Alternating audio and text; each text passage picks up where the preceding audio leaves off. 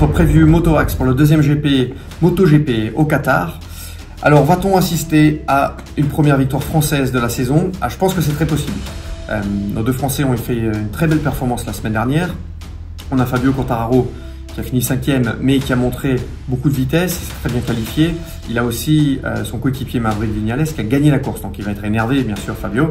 Et puis surtout, il va pouvoir consulter les datas, les données et analyser donc les datas de Maverick Viñales pour essayer de progresser. Du côté de Johann Zarco, très probable aussi qu'il soit très rapide et une grande chance de victoire.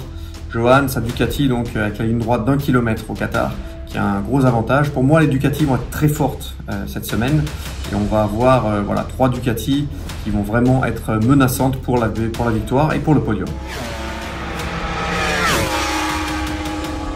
Autre chance de victoire, les Suzuki.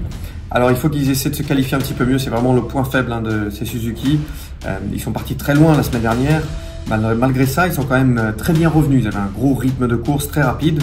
Donc c'est possible. Les Suzuki, c'est possible aussi.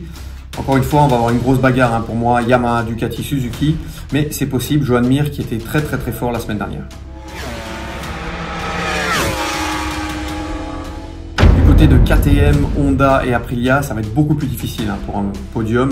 Une victoire, je pense pas. KTM qui est vraiment en difficulté. Et du côté de chez Aprilia, on continue à progresser, toujours, mais je pense que la moto n'est pas encore prête pour la victoire. Du côté de chez Honda, il va falloir continuer l'apprentissage pour Paul Espargaro et il va falloir aussi que Nakagami et Marquez essayent d'arrêter de chuter.